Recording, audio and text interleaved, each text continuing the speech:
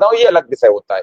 लेकिन सत्ता में आने के बाद वो चाहे 205 सीटों की सरकार बने और चाहे 300 की, वो बराबरी होती है, सरकार सरकार होती है। ऐसे में विधायक जी की चिंता ये थी कि जब आप हम पर भरोसा कर रहे हो तो हम भी आपके भरोसे पर खरे उतरे, ताकि आइंदा जब आपके सामने जाए तो हम सीना चौड़ा करके जाए कि हमने आपकी समस्या का निस्तारण करा है, आप वोट का नंबर है तो आप हमारा कर। तो इसमें कोई बात नहीं है, गिव एंड टेक का दौर चल रहा है, कोई नया थोड़ी है। तो अब आपका काम निपटा दिया है, लिहाजा ये भ्रम मत पालिए कि हमें मेंबर बनवा दिया, हमें ये करा दिया, और अब विधायक जी सोच नहीं रहे। देखो, सोचा और बताया, और अभी भी क्या कह रहे हैं कि बहुत जल्दी इस प्रयास में है कि ऐलान हो जाए आपके वेतन का। विधायक जी, आपकी पिछली बार लोग जो कॉन्स्टिट्यूंसी थी, कितने वोटर थे? पिछली बार हमारी सीट पर 33,800 शिक्षकों का पंजीकरण हुआ था। शेष रह गए थे, वो नहीं चढ़ पाए थे समय से, कोरोना के कारण भी थोड़ा सा उसमें व्यवधान था। 33,800 हमारे शिक्षक वोट बने थे, उनमें से 19,400 वोट डले थे, और 19,400 में द्वितीय वरीयता मिलाकर भी, प्रथम वरीयता मिलाकर भी, हमारे जो निकटतम प्रतिद्वंदी कहूँ या जिनसे हमारा चुनाव था, आदरणीय ओम प्रकाश शर्मा जी, जो वो आज अच्छी जगह हैं, इस दुनिया में नहीं है, गोलोकवासी हैं, उनसे हमारा चुनाव था। उनको प्रथम वरीयता के 2900 कुछ वोट मिले थे, और सेकंड वरीयता मिलाकर उनके 3640 वोट थे, और मुझे प्रथम वरीयता के 7100 कुछ वोट मिले थे, और द्वितीय वरीयता और सब मिलाकर 8222 वोट हमें प्राप्त हुए थे। आपका चुनाव एक ऐसे व्यक्तित्व से था जो पूरे प्रदेश की शिक्षा को मैनेज करते थे। अगर वो कोई काम करा देते थे तो ये कहा जाता था कि शर्मा जी ने करा दिया, मतलब सरकार काउंट नहीं होती थी शिक्षकों में। और शायद उनका पूरे प्रदेश में जो पैनल लड़ता था वही रहता था। ऐसी कई बार नौबत आई कि वो विधान परिषद में नेता प्रतिपक्ष भी बने। इतने लंबे समय के कार्यकाल के व्यक्ति के सामने लड़ने में आपको फिक्र नहीं थी कि हम किसके सामने भिड़ा दिए गए? नहीं, ऐसा कोई विषय नहीं था। हम भाजपा के कार्यकर्ता हैं, और उससे पहले मैं आरएसएस का कार्यकर्ता हूँ। मैं आरएसएस में मंडल कारवा से लेकर जिला प्रचार प्रमुख रहा, फिर पश्चिम उत्तर प्रदेश का भाजपा में उपाध्यक्ष रहा, उससे पहले जिलाध्यक्ष रहा बीजेपी का गौतम बुद्ध नगर का, पश्चिम का उपाध्यक्ष रहा, लंबे समय से काम करता। मुझे एक चीज का बड़ा लाभ मिला कि मैं कई जिलों में तो जिला प्रभारी रहा, और मैं नीचे तक कार्यकर्ताओं के बीच में काम करता था। मैंने कभी ये सोचा नहीं था कि ये काम कभी मेरे भी काम आएगा। जो पार्टी की सेवा तब करता था, वही सेवा के भाव से आज भी काम करता हूँ, कि जो शिक्षक जिसकी मैं सेवा कर रहा हूँ मेरे काम नहीं आएगा तो कम से कम मेरी पार्टी के तो काम आएगा, मेरी पार्टी को वोट करेगा, मेरी विचारधारा को मजबूत करेगा, मेरा विचार आगे बढ़ेगा, मेरा देश आगे बढ़ेगा।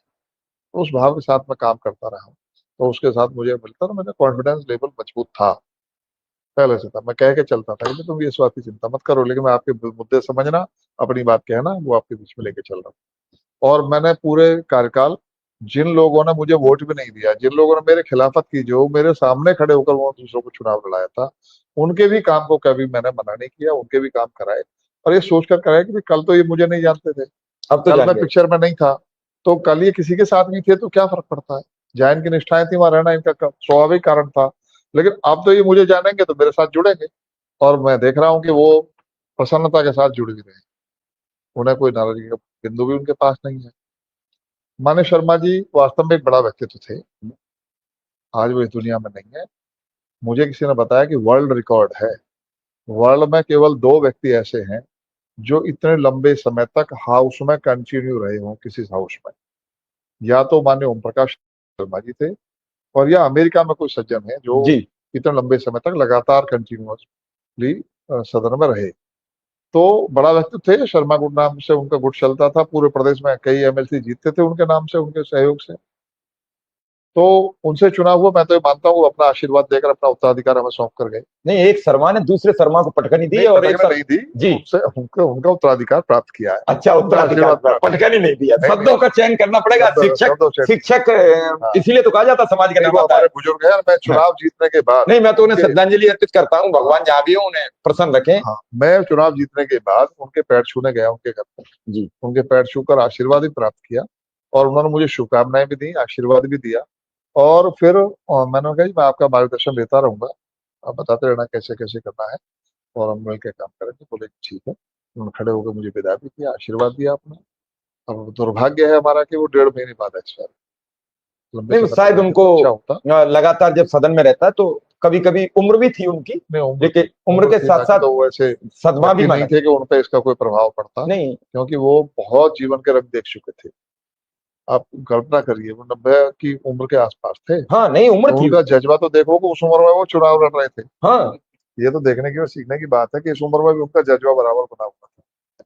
वो वाकई ये जो है एक ऐसा व्यक्तित्व थे, भीष्म पितामही मानिए उन्हें आप। अ, शर्मा जी। मैं तो उनकी शोक सभा में गया था तो कह के आया हम्म, कि मेरा और उनका युद्ध तो ऐसा था जैसे भीष्म पितामह का और अर्जुन का था। अर्जुन युद्ध लड़ रहा था तो पता था मैं अपने बाबा से लड़ रहा हूँ, और बाबा को पता था मैं अर्जुन से लड़ रहा हूँ, ये मेरा पोता है। हम दोनों ने व्यक्तिगत रूप से एक दूसरे पर कभी कोई आक्षेप नहीं लगाया, चुनाव के दौरान कोई हानि पहुंचाने का एक दूसरे को प्रयास नहीं किया।